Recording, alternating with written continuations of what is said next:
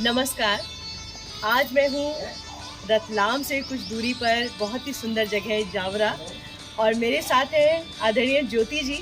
और मैं मिलवाने वाली हूँ इनसे इसलिए क्योंकि उन्होंने अपने टेरेस पे इतना सुंदर बगीचा बना रखा है, बहुत ही सुंदर गार्डन बना रखा है। और मुझे ये लगा कि जो लोग ये जगह का रोना रोते हैं, चीज़ों का रोना कि हमारे पास ये नहीं है, जगह नहीं है, लेकिन मुझे लगता है इंसान अगर कुछ करना चाहे तो कहीं पे भी कर सकता है। तो ज्योति जी, सबसे पहले मेरे यूट्यूब चैनल में आपका बहुत बहुत स्वागत है और आपको बहुत सारी बधाई कि आपने पूरा जो कहते हैं ना जीवन हरियाली से भर दिया है। तो कैसे शुरुआत हुई इसकी? शुरुआत तो ऐसे ही हुई, कुछ 2-4-6 गमले से। मुझे प्रकृति के पास रहने का बहुत शौक है। मुझे हमेशा नेचर के बीच में रहना बहुत अच्छा लगता है। सुबह जल्दी उठना और प्रकृति को निहारना, प्रकृति के सुबह सुबह की जो वाइब्स रहती हैं, सुबह सुबह की जो प्रकृति से जो अपने को ऊर्जा और उमंग सी मिलती है, उसके साथ मुझे रहना बहुत अच्छा लगता है।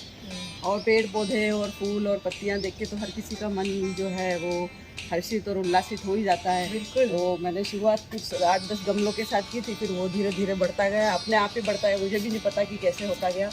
बस बढ़ते बढ़ते फिर ये पूरा, पहले मैंने ये छोटा सा साइड में शुरू किया था, फिर उसके बाद एक्सटेंड होते होते ये पूरा होने लगा।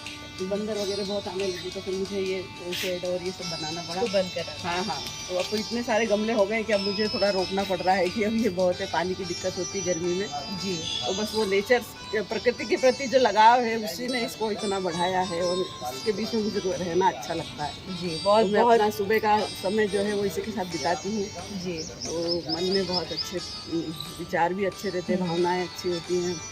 बिल्कुल सही कहा आपने। शारीरिक और मानसिक स्वास्थ्य तो अच्छा रहता ही है। हाँ। और वो कहा है ना शायर ने कि मैं अकेला ही चला था जानिबे मंजिल, मगर लोग साथ आते गए और कारवां बनता गया। आप जैसे कह रही कि 4-6 गमलों से शुरुआत हुई थी, लेकिन तो धीरे धीरे अब देखिए इतना बड़े स्तर पे आपने अपना पूरा टेरेस जो है, ऐसा लग रहा है कि हम किसी उपवन में हैं सुंदर से।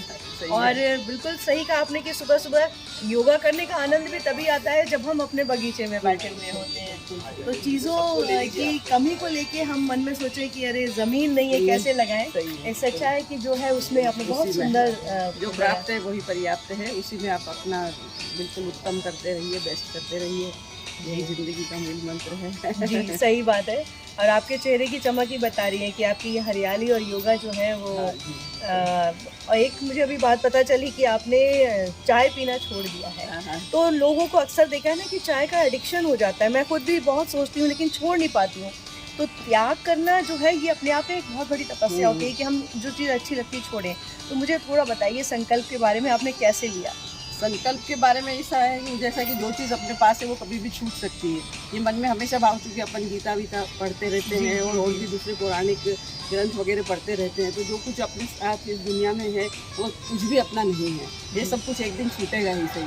तो जब मैं सुबह उठ के और योगा करती थी, घूमती थी, प्रकृति के बीच में रहती थी, तो वैसे 1 घंटे बाद या 2 घंटे बाद चाय पीती थी। तो मुझे लगा कि यार अगर अपन 2 घंटे बाद, 2 घंटे तो वैसे भी नहीं पीते हैं, उसके बाद भी ना पिए तो क्या फ़र्क पड़ेगा। और हर चीज़ छोड़ने की आदत, जो अपनी सबसे प्रिय चीज़ है, जैसे चाय अक्सर लोगों को बहुत प्रिय रहती है, वो छोड़ना सबसे ज़्यादा मुश्किल होता है। तो मैंने कहा इसे अपन छोड़ के देखते कि क्या। तो फिर मैंने उसको डिले किया, फिर मुझे लगा कि नहीं कोई ज़रूरत नहीं। फिर शाम को जैसे पीने लगी, लेकिन शाम को थोड़ा सा लगता है चाय, फिर मैंने कहा इससे भी नहीं पीते हैं तो क्या, वो हैबिट फॉर्म होगी। जब एक बार आपकी हैबिट बन जाती है तो फिर आपका मन आपको ऑप्शन देता ही नहीं है कि थोड़ी सी पी लो, एक बार पी लो, किसी के घर जाओ तो पी लो, या अभी आज पी लेते हैं, कभी कभी पी लेंगे। तो अब वो मेरे मन ने ऑप्शन देना ही बंद कर दिए हैं कि अब नहीं पीना, मतलब अब टच करने की इच्छा नहीं होती है। तो आदतें बनाना अपने हाथ में रहता है। तो अगर अपन जैसे अपने मन को कंट्रोल करो, तो वो मन एक बच्चे के समान है। तो आप अपने बच्चे को जिस तरीके से समझाते हैं, अगर रोज उसे समझाएंगे तो फिर वो मन आपके कंट्रोल में हो जाता है, फिर वो आपको कभी ऑप्शन देता ही नहीं कि आप ऐसा करो, वैसा करो। बहुत सुंदर बात आपने कही कि मन को काउंसिल हमें खुद ही करना है। और जैसे हम बच्चे को पालन पोषण करते हैं और सबसे स्वस्थ वातावरण देते हैं, यही चाहते हैं कि हमारा बच्चा जो है उसका सर्वांगीण विकास हो, तो अपने मन का सर्वांगीण विकास बहुत ज़रूरी है। बहुत अच्छा लगा और बहुत सारी शुभकामनाएं आपको।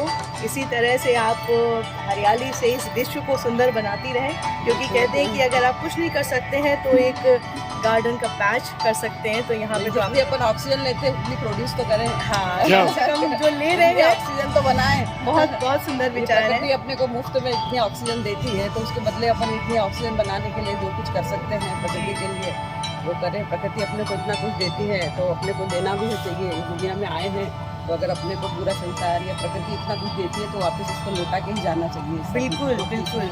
और मेरा एक शेर है कि अच्छे बशर की आइए तारीफ हम करें, अच्छे बशर की आइए तारीफ हम करें, मेरा नहीं है सिर्फ ये, हम सब का काम है। तो आप सबका काम है। अब देखिएगा कि ज्योति मैम ने किस तरह से सुंदर बगीचा लगाया है। आप भी प्रेरित होइए और अपनी टेरेस को ज़रूर खूबसूरत रंगों से भर दीजिए, हरियाली से सजा दीजिए।